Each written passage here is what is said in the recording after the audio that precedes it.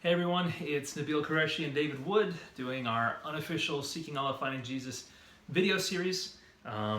Again, a lot of what we're going to cover comes implicitly or explicitly from this book, and there's much more in here that you can learn if you want to get to the nuts and bolts. And so we're sharing this video series in order for you to understand, if you are a Muslim, some of the reasons why someone would go from devout belief in Islam, the truth of Islam, because of hard logical facts, scientific evidence, mathematical evidence, reason, history, philosophy, etc.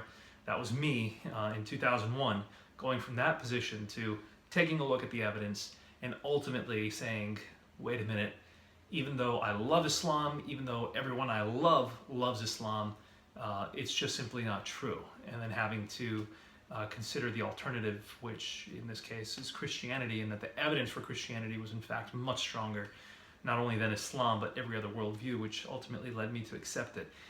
If you are interested in learning about that, this video series is for you. If you're interested in reaching out to Muslims, this video series is for you. And particularly if you fall into that latter group, this video will be important, because this video is helping you understand different approaches to ministry. So I have one friend, for example, in California, sweet lady, blonde-haired, blue-eyed, about 5'2", 5'3", something like that. And her approach is to find a Muslim in her vicinity, and you don't have to look far to find one. And to go to them and actually care about them and invest in them, say, where are you from? Can I help you with anything? Let me know if you need anything. Here's my number. And she actually befriends them. And for many years, she'll spend time with them, and the matter of faith will come up. Is that the best approach? Or I have another friend named Jay Smith, who gets on a ladder in the middle of a public park and in a very booming, resonant voice gives all the reasons why Islam is false and Christianity is true. Is that the best approach? You've got my approach, which is to share my story and evidence on Islam's side and Christianity's side, and after presenting a fair case to say, here's why I think Christianity is true. Is that the best approach? And you got David Wood, who makes a variety of videos on YouTube of a variety of sorts: political commentary, current events, historical commentary on Islam and Christianity. Is that the best approach, David? What do you have to say? Yeah, and the reason this is important, because I mean, our tendency, if we're talking about introduction to reaching Islam and reaching Muslims and so on, is to jump right into the facts. Here's how you respond to Muslim objections. Here's how you respond to Muslim arguments and so on. There is some groundwork to be laid in terms of methodology and different approaches people might take, because over and over again I've heard that I have the wrong approach and that I need to adopt this other person's approach. And at that point I have to ask, well, why have so many Muslims left Islam after encountering my approach? In fact, one of the funniest, probably my favorite story of all time is a guy who was online and said, David, you're too aggressive with Muslims. And I said, well, what do you mean? He says, well, you need to be more like Jesus. And I said, what? I need to be more like, woe unto you scribes and Pharisees, you hypocrites. I need to be more like that, because I can't be that mean. And he says, well, he's the Lord. He can be like that. You need to be more like the apostles. And I said, what? You mean like the apostle Paul, who said to Elymas the sorcerer, you son of the devil, you enemy of all righteousness. I need to be more like that, because I can't talk to Muslims like that, man. I can't be mean like the apostles there. And he said, well, it's just a fact that if you shared the same information but did so in a very nice manner, in a much nicer manner, Muslims would listen to you more. And I said, I kind of have found the opposite with lots of Muslims, that they actually respond more if you come right at them with the material. There are Muslims who respond to that approach better. Those are the guys I'm trying to reach. And at the end of all this, we went back and forth. And he said, look, there's a book you need to read. It's called Seeking Allah, Finding Jesus. And it's about a Muslim named Nabeel who had a Christian friend who stuck with him for years. You need to read about that Christian so you could be more like him. And I responded, I go, are you joking here? Because I thought he might be joking. He was just messing with me, right? Like saying I changed over time or something like this. So I said, are you joking? You know that's me, right? That's me in the book. That I'm his friend from the book. And he responds, he goes, oh, no, I didn't know that. And I said, yeah, that's me. And so I explained things to him, and he goes, wow, now I feel like I just explained the Kalam cosmological argument to William Lane Craig. So I thought that was funny. But the idea here is he's looking at that, thinking I'm being aggressive when, I mean, was I aggressive when we were having our discussions? Yeah, you were, but it was a welcome aggression. Like, I was tired of Christians who didn't have answers or didn't have a backbone. You know, my view was that Islam was the truth.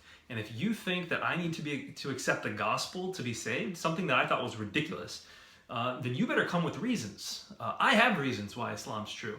Let me share those with you. And if you don't share with me your reasons for Christianity, I have no reason to listen to your message. You can talk about love all day long.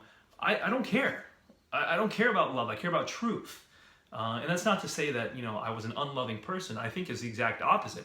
I think my parents were loving towards me. My grandparents were loving towards me. I didn't feel a lack of love in my life. And so if someone just came up to me and said, love, love, love, love, love, I'd say, great, not relevant. I want to know the truth. Did Jesus actually claim to be God? Because if he did, Islam's false and Christianity's potentially true.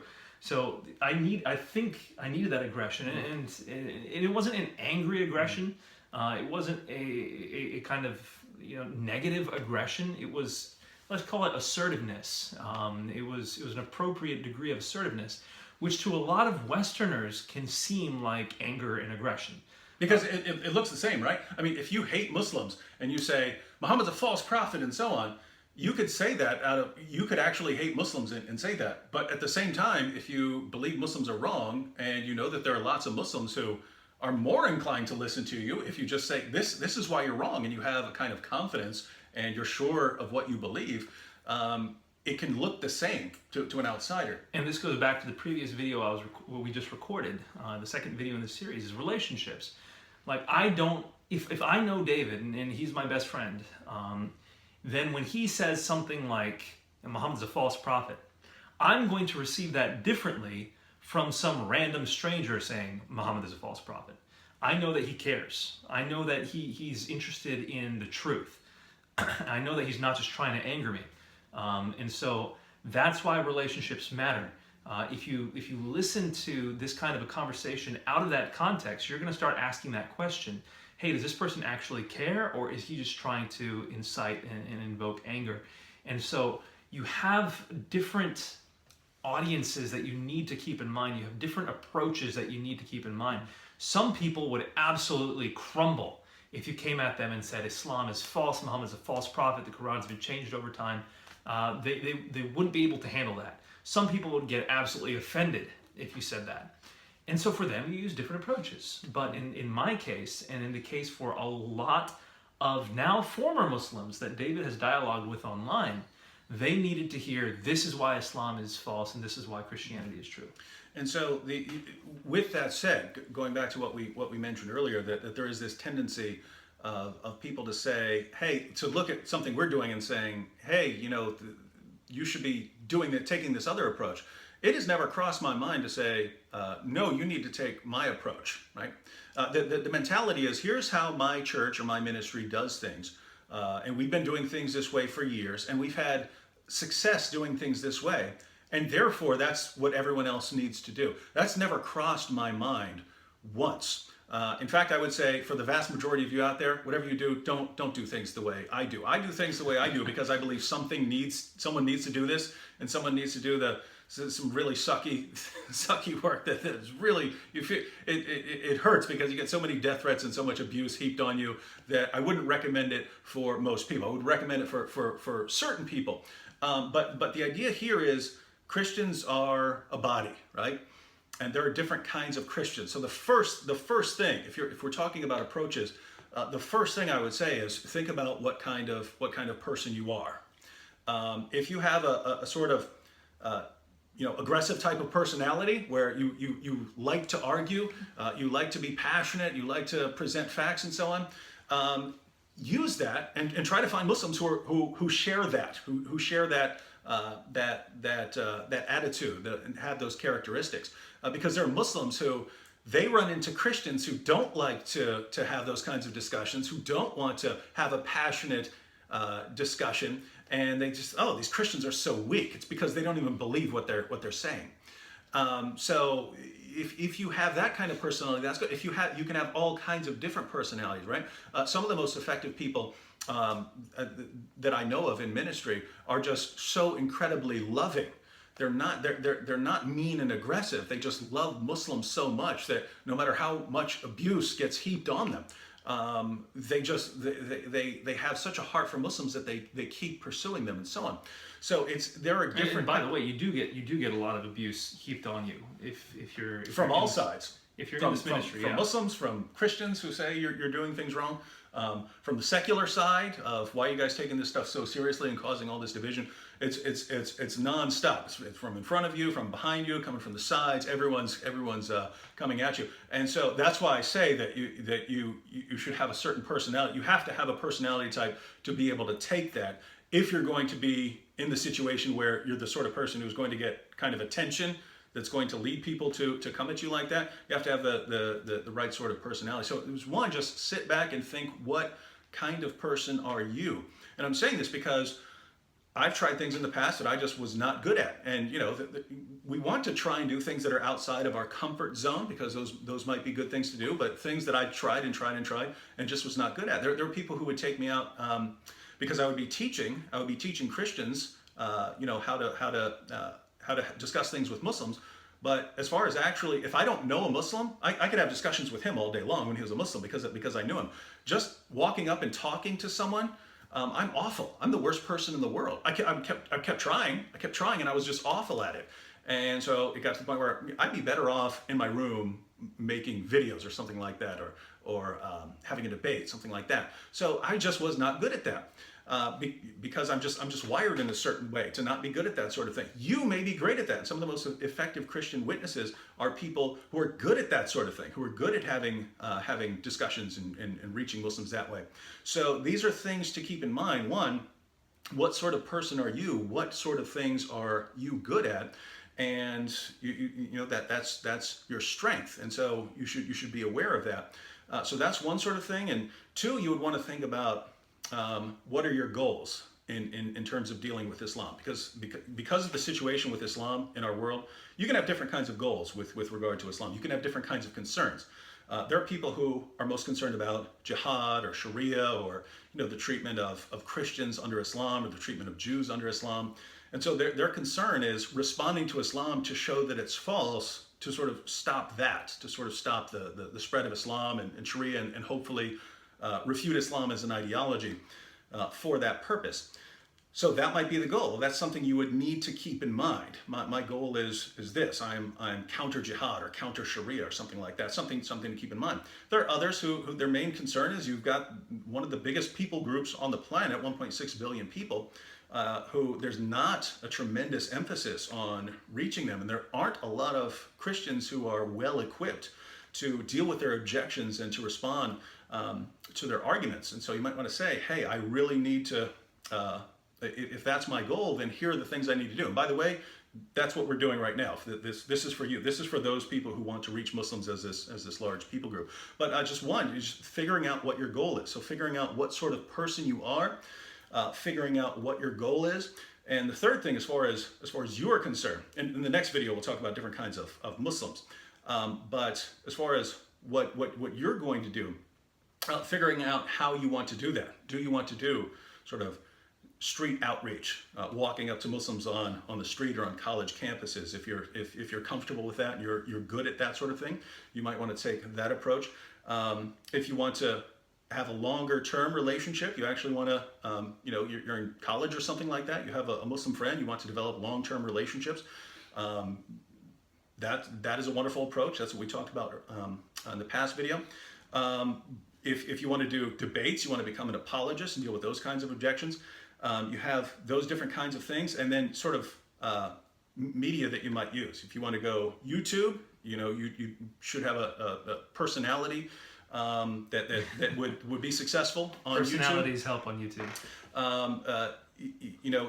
be entertaining along with presenting information. Those sorts of things help. Or you know, you could do things on Facebook or Twitter. So are you active on social media, or do you plan on being a speaker and going around speaking in various places? Do you plan on writing things, Some putting out people materials? have a need for anonymity. So I have some friends who, you know, have very vibrant, active ministries, but they can't release their name publicly, and so That's something to think about. yeah, they're writing articles under pseudonyms. They're publishing things in academic journals under pseudonyms, and that's something you could do too. And so when you know, when we talk about is Jay Smith's approach the correct approach? Guess what? Jay Smith was built for that, right? Jay Smith has this big, booming voice. He loves being in the center of a crowd of Muslims, arguing with them. He was having raised discussion. in India, right? Yeah. And so he learned the language. He was surrounded by these people growing up, and he has a heart for them, and that's why he's reaching out to them.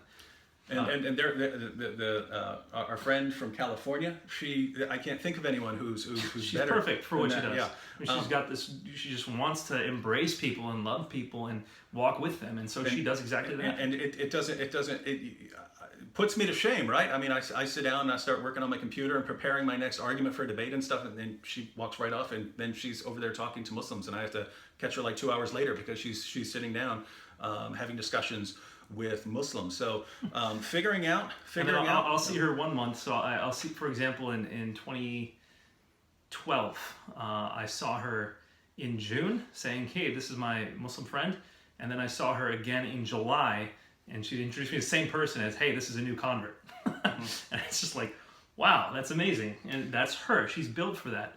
Jay Smith is built for what he's built for. David Wood, this incredible cynical wit and sarcasm mixed with truth and love. How do you do that? I have no idea, but that's exactly what his YouTube is, and no one can replicate what David's doing. God placed him there for a reason. I think, you know, if I had met our friend from California in college, and she is the one that God had paired me with, I don't think I'd ever have become a Christian.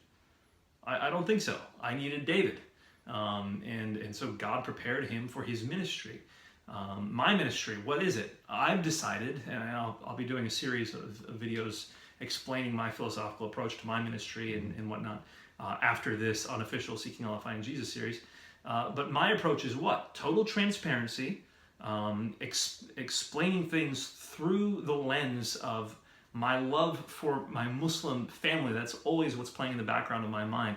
Understanding why they see things the way they see things, and yet explaining the truth of Christianity in light of that. That's my method, but no one can replicate that because that's my story. So who has God made you to be? Do that, minister through that, and don't spend your time criticizing other ministers. They get enough criticism as it is. So you have a unique personality. You are equipped for certain things. Now, if you are going to be effective in reaching Muslims, there's going to be things that you need to learn about both Islam and about Christianity. So that sort of applies to anyone who's going to be involved in this. But as far as the correct approach, there is no particular correct approach. Now, again, it's great if we've pointed out before, if you can get in a relationship with a Muslim, that would be our ideal approach. But as far as approaches to ministry, going out there, that depends on you, and that also depends on Muslims, because there are different kinds of Muslims, which we'll be talking about in the next video. Yeah, I think that's a good place to cut it. So if you want to reach out to Muslims, consider who God has made you to be. Don't be daunted by this work. It's not about being a genius. It's not about being the most hospitable person in the world. It's about being humble in your heart, humble enough to say, I messed up, let me try again, having learned from the previous lesson. So you keep trying, so humility and persistence, you keep trying after having learned what you learned, and a willingness to learn. So, coming into this, David didn't know anything about Islam. In fact, I knew a little bit. I didn't know anything from the actual sources. He knew virtually nothing. I knew a little bit. He wrote an essay praising Muhammad. Well, yeah, I did. But I took a class on Islam, and the books we read, it was this abridged Quran. It was only wonderful stuff in the Quran. Everything about Muhammad was all written by modern people, and it was Muhammad really sounded great. Yeah, if you take out all the bad stuff, Muhammad's great. That's true about Hitler, though. Well, you don't want to do Muhammad-Hitler comparisons. I was just saying, giving you the People get angry about extreme, that. yeah. He meant nothing by that. But if I mean, that's what he came with. He had this, very slanted understanding of who Muhammad was. And then over the course of years working together, he learned what he needed to learn, specifically that which I needed to hear. And he went back and studied that and came back and brought that information to me, and I would counter it and we'd go back and forth. That will come. You don't have to be a scholar on Islam. If I suggest you know something coming into this, it's back and forth the reasons why you are a Christian, and let those be good reasons, not bad reasons. So understand why you're able to read Scripture and trust it. Know the reason for the hope that you have within you. Understand what you believe about Jesus. Be able to explain. If you say you believe in the Trinity, be able to explain what the Trinity is. Otherwise, you don't actually believe it. You're just parroting what you're supposed to believe. So that's what I would say you should come ready with, an understanding of what you believe, why you believe it. Beyond that, have the humility, the perseverance, the willingness to learn, and God will take you from there. Okay, great. So we're going to do the next video now on understanding different Muslims and your approach to them. Thank you so much, guys. God bless you.